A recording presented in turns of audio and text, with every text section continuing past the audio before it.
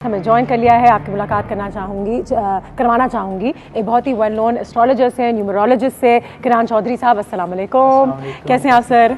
बिल्कुल ठीक ठाक। और देखने वालों को भी अस्सलाम वालेकुम। वालेकुम अस्सलाम देखने वालों की तरफ से। सर अगर हम आज भी आपसे आम लफ्ज़ों में पूछें कि एस्ट्रोलॉजी, न्यूमरोलॉजी, मुझे बताइए कि इसकी स्टडी क्या है और ऑथेंटिक लोगों को कैसे हम ढूंढें, क्योंकि हम बाज़ औक़ात कहते हैं हम इन चीज़ों पे यकीन नहीं करते और हमें वो कोई मिले थे, उन्होंने ये कह दिया था और हमसे इतने पैसे ले लिए थे और कुछ भी नहीं हुआ और इजाज़त नहीं है इन चीज़ों की। इस पे क्या कहना चाहेंगे? देखिए, कोई भी फील्ड है, सबसे पहले तो आपको जो अच्छा इंसान है उसमें एक्सपर्ट है या एक्सपर्टीज़ है जिसकी उसमें, तो हमें उसको ढूंढना होता है किसी भी फील्ड के अंदर, चाहे वो में है। बिल्कुल चाहे वो डॉक्टर है तो वो भी अताई डॉक्टर हो सकता है। बिल्कुल सही है। जहाँ तक न्यूमरोलॉजी एस्ट्रोलॉजी की हम बात करते हैं तो जाहिर सी बात है इसमें बहुत हकीकत है, बल्कि ये ऑलमोस्ट है ही हकीकत।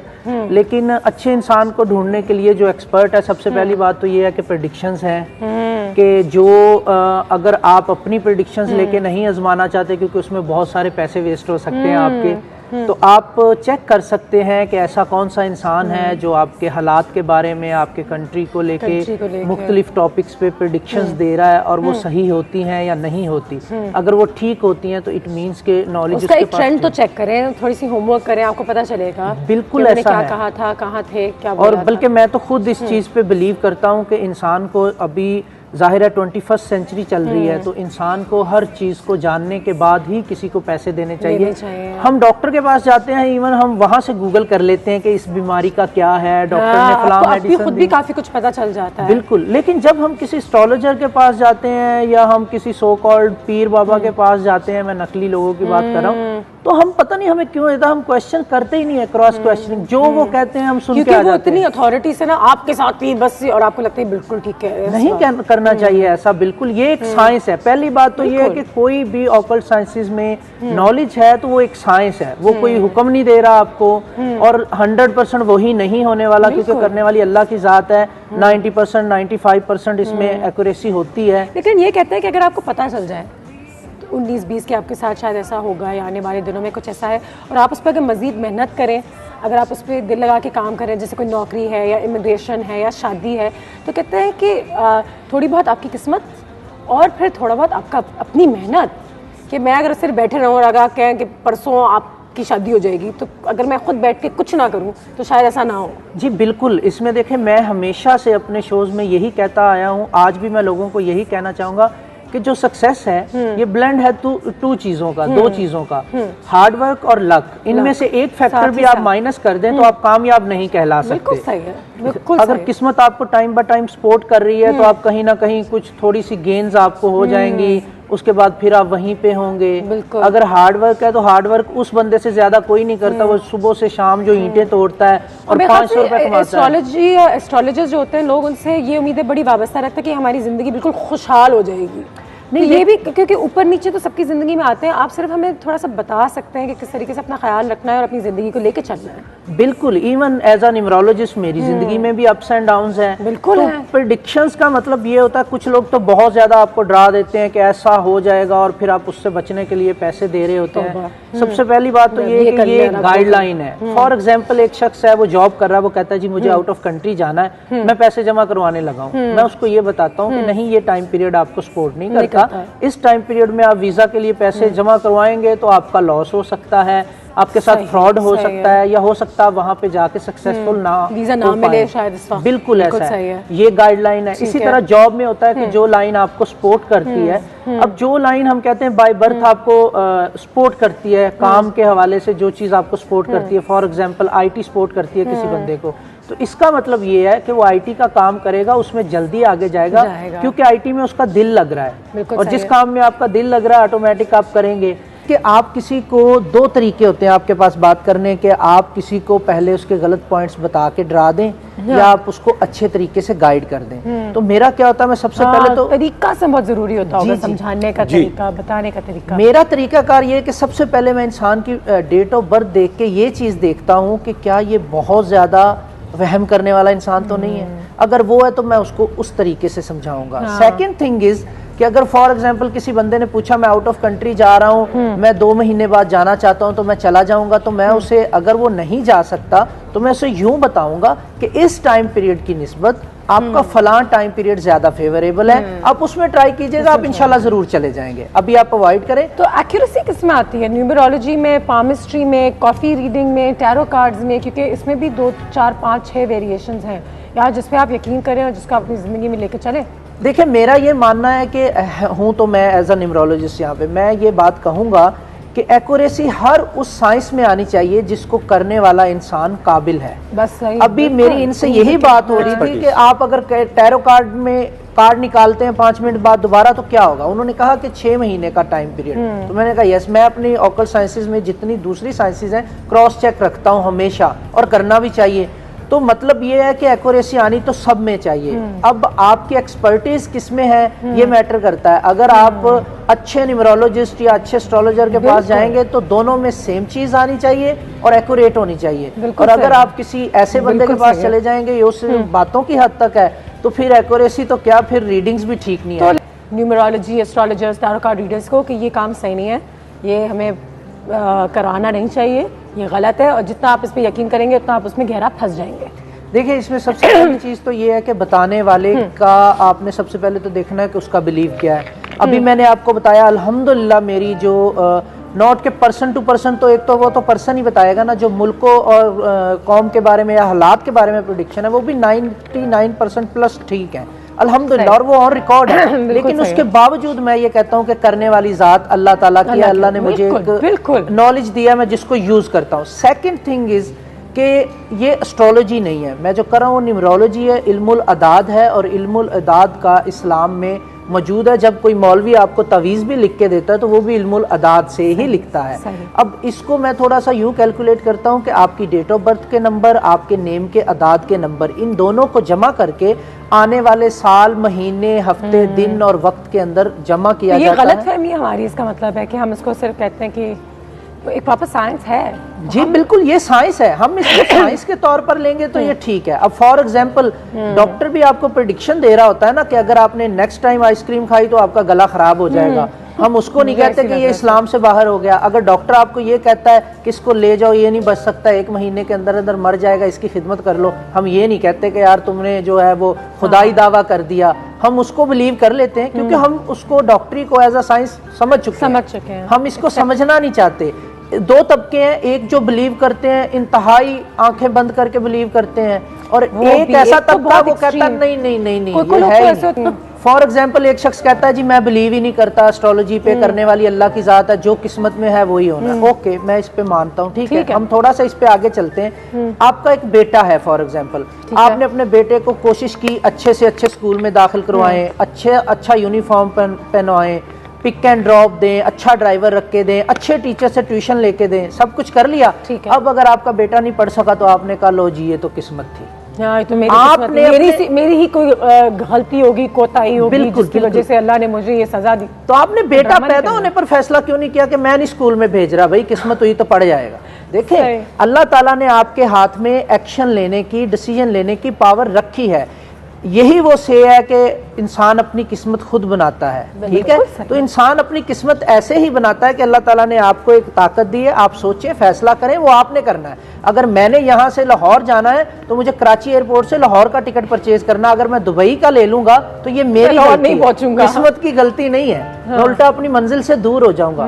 लाइफ ये सेम चीज पेस्ट होगी लाइफ पे कि आप लाइफ में डिसीजन गलत लेके रॉन्ग सिमत में ज्यादा मेहनत कर रहे होते हैं और फिर कहते हैं देखें जी मैंने डबल टिकट के पैसे भरे और मैं अपनी मंजिल से डबल दूर हो गया, जबकि दूसरा ट्रेन पे भी पहुंच जाएगा आपसे पहले, बस पे भी पहुंच जाएगा, आप प्लेन पे भी अपनी मंजिल से दूर हो गए। अंजू वो ये है कि आपने कहा कि अगर आप एयरपोर्ट जाएं और लाहौर जा रहे हो, लेकिन अगर दुबई का टिकट ले लिया तो दुबई पहुंच जाएंगे, बिल्कुल सही है, लाहौर नहीं पहुंचेंगे।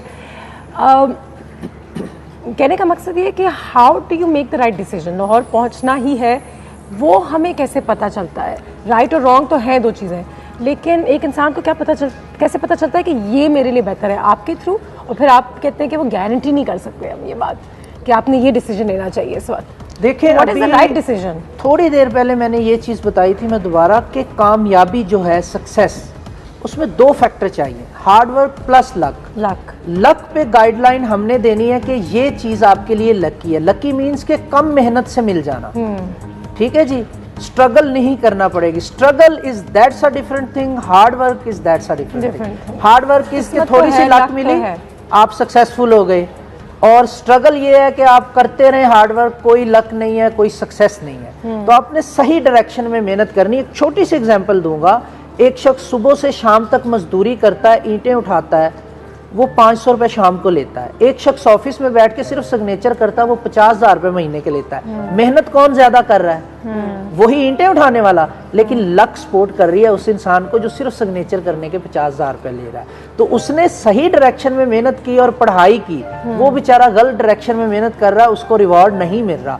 लक का और मेहनत का दोनों फैक्टर होंगे तो आप सक्सेसफुल हो सकते हैं, अदरवाइज नहीं। और अगर ये कुछ चीजें पता करानी चाहिए, कितना डिपेंड करना चाहिए एक बार फिर 50% 40%, क्योंकि एक बार फिर जब मैं आपकी बातें सुने मुझे लग रहा है कि मैं फ़ोन करूँ, फिर मुझे लगता है फिर मैं फंस ना जाऊँ, फिर मैं किनान साहब के बगैर कुछ कर नहीं सकूँगी अपनी ज़िंदगी में। नहीं, उसमें ये होता है कि सबसे पहले तो एक चीज़ है गाइडलाइन, दूसरी चीज़ ये है कि हम आपको ये बताएंगे कि आपका टाइम पीरियड कौन सा अच्छा चल रहा है, किस चीज़ के लिए। सफ़र के लिए अगर आप चाह रही हैं तो वो टाइम पीरियड कौन सा आपको सपोर्ट कर रहा है, जॉब चेंज करने के लिए कौन सा टाइम पीरियड सपोर्ट कर रहा है। दूसरी चीज़ है रेमेडीज आपको हेल्प करती हैं आपकी नेगेटिविटी को रिमूव करने में। एक बात ऐड करना चाहूँगा, एक छोटी सी बात, मैं आपको एक चैलेंज देती हूँ। आपके घर में आपके दोस्त, बहन भाई, टीचर सब आपको हमें बताते हैं यार तुम में ये चीज बड़ी खामी है, अगर तुम इसको दूर कर लो बड़े ऊपर जाओगे, वो सही कहते हैं, लेकिन हम समझने के बावजूद, जानने के बावजूद अपनी खामी दूर नहीं कर सकते। उसको रिमूव करने में हमें हेल्प चाहिए होती है।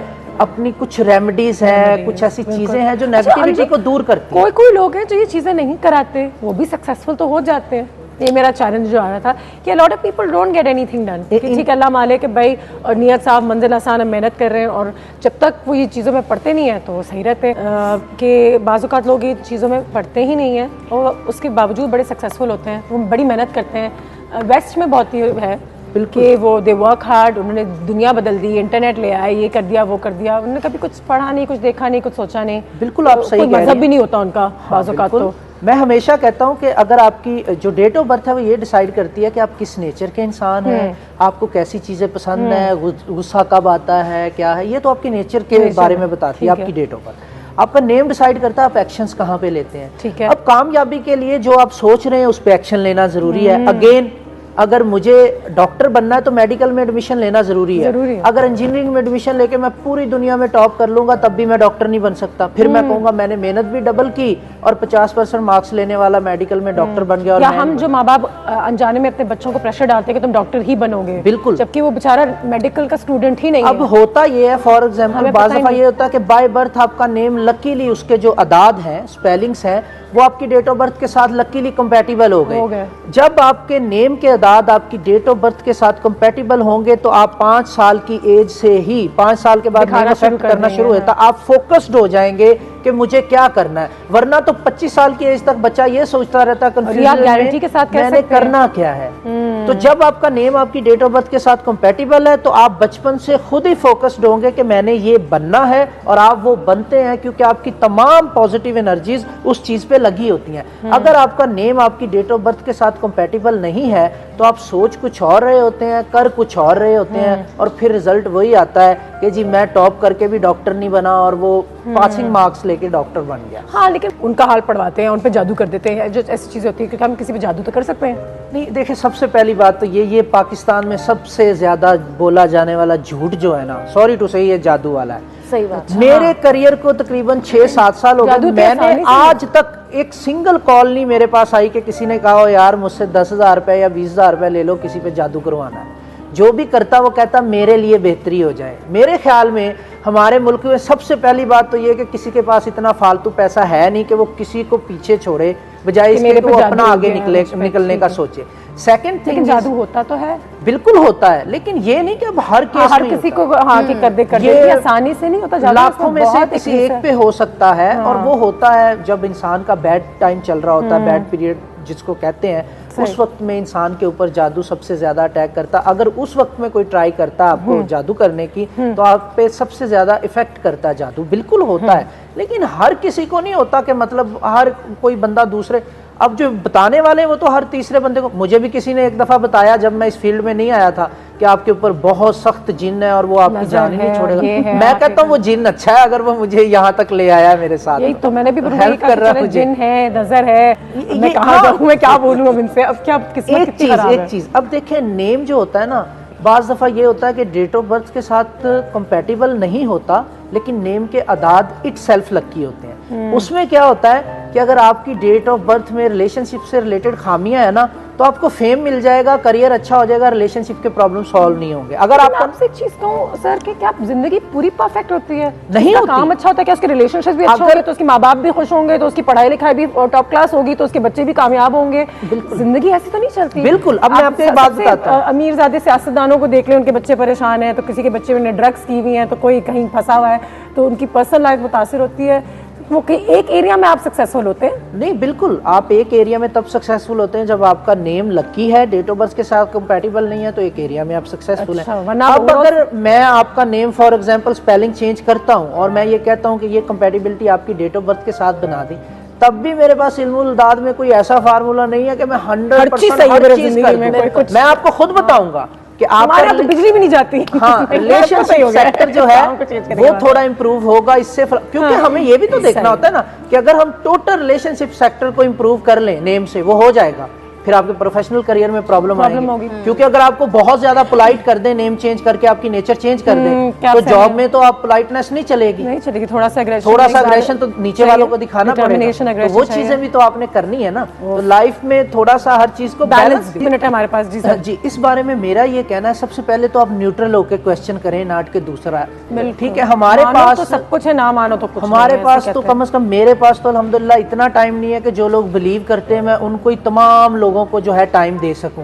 तो उनके लिए टाइम कहां से निकालूं जो बिलीव नहीं करते। यस, अगर आपका क्वेश्चन है बिल्कुल मेरे सोशल मीडिया पे करें, इनबॉक्स करें, मैं जवाब दूंगा, लेकिन आप सुनने के लिए रेडी हो, पहले ही आप फैसला करके नाम